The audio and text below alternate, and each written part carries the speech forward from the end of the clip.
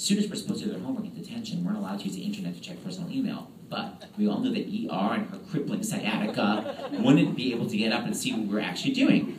As I sat down, I noticed that Chuck was logged onto his email. I thought, maybe an old school instant message is the way to connect with him. I typed in my screen name, Broadway Forever, at AOL. And my password, I Heart Broadway. But, like an idiot, forgot to lower the volume of the computer. So booming, "You've got mail," filled the room. I looked up guiltily, waiting to hear the sound of ER's shrill reprimand. I was confused when I saw her simply glaring and waving me up to her desk. Oh yeah, I remember as I walked towards her. Total vocal rest. As soon as I stood up, she began writing an obviously hostile note to me. I got to the edge of her desk and started reading the note upside down. "Justin, I'm writing this because my voice is gone. Yet each word I write puts an unbelievable strain on my wrist, which is directly connected to my arm, shoulder, neck, and trunk, which therefore makes my sciatica flare up and cause severe lower back pain. But at the risk of having to get a morphine drip, which my insurance does not cover, I will reiterate the detention rules you already know. No personal emails are allowed during detention." Suddenly, another coughing fit started. Somehow writing hurt her throat? Also, if every word put further strain on her sciatica condition, why did she write me a novel? I took the note from her desk during her coughing spasm and finished the word detention for her. She shook her head and pointed at me to keep writing. What is this? What am I supposed to add? Love, Miss Horvath? Momentarily frozen, but then I took a guess and put an underline beneath no.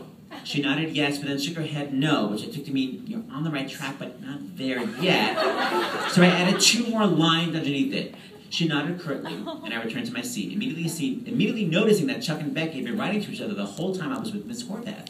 I decided to eavesdrop. Eaves read?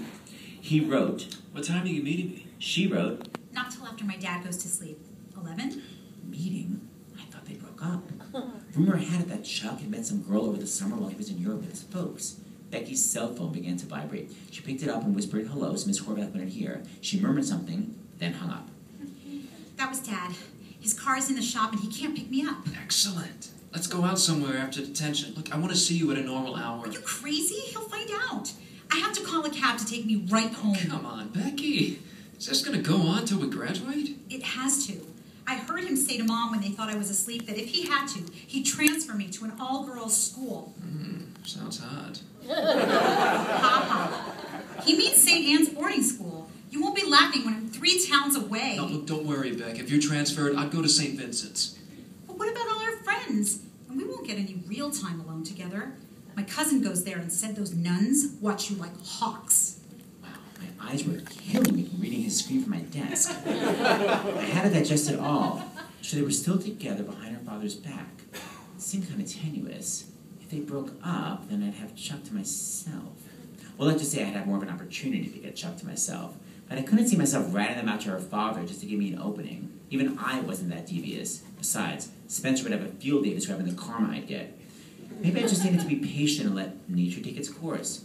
But it was already October, and I vowed this year would be different. This is supposed to be the year of my first kiss. I'm almost 16. I've watched the Chuck and Becky video many times, fantasizing that I was the one in his embrace, and it's time for my fantasy to become a reality.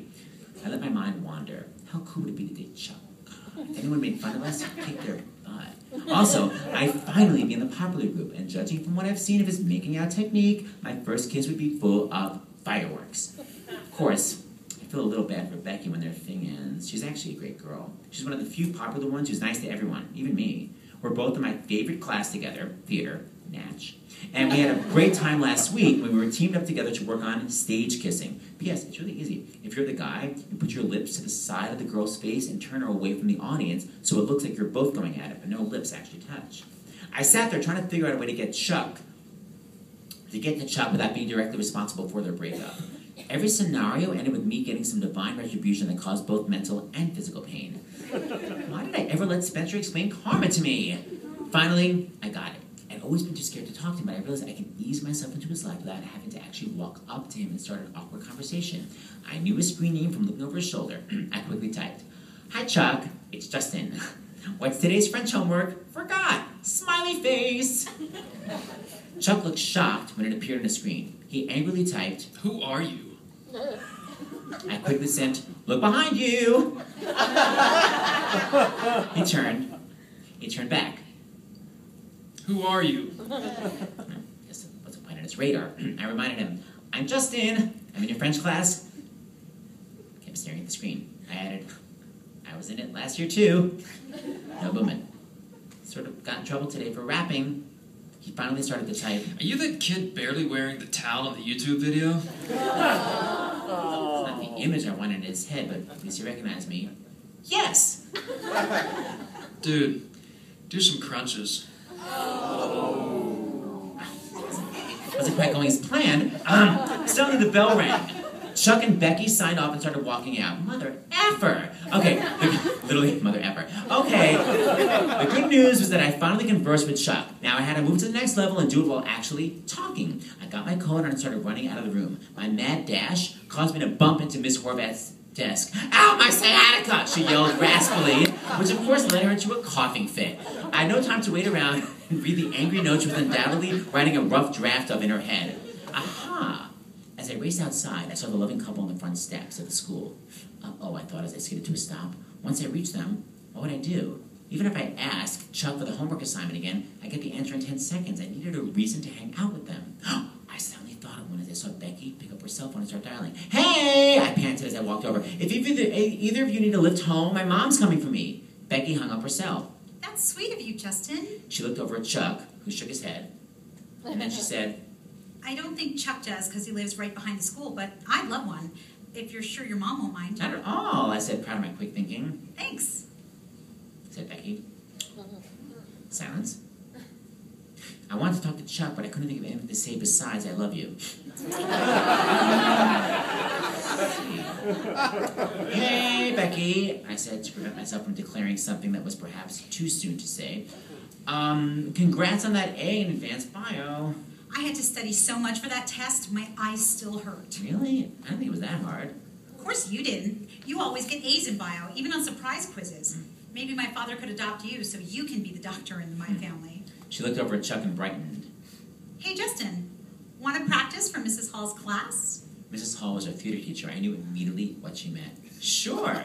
I aggressively grabbed her and dipped her for the fake makeout. Hey, what the hell? I suddenly felt on my body 2 hands I'd been fantasizing about touching me. Unfortunately, instead of caressing me, they were forcefully pulling me away from Becky. Relax, Chuck. We're practicing stage kissing for acting class. It's not real. Chuck looked embarrassed. And gorgeous. Anyway, She said, obviously for my benefit. why should you care? We're broken up. I read into the real deal, but I didn't comment. Chuck nodded and said stiffly, You're right, Becky. We are.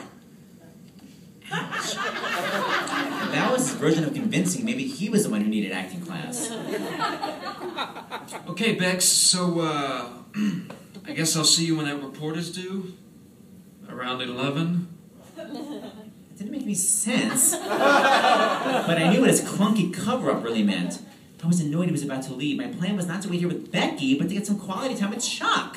I heard a car turning into the school lot. I looked and saw that it wasn't my mom's. It was some kind of red sports car. Oh no, it's my father. I thought his car was broken. He's driving my mother's cars. She must have come early. She suddenly looked at me, and we both realized she never told me about her father's car being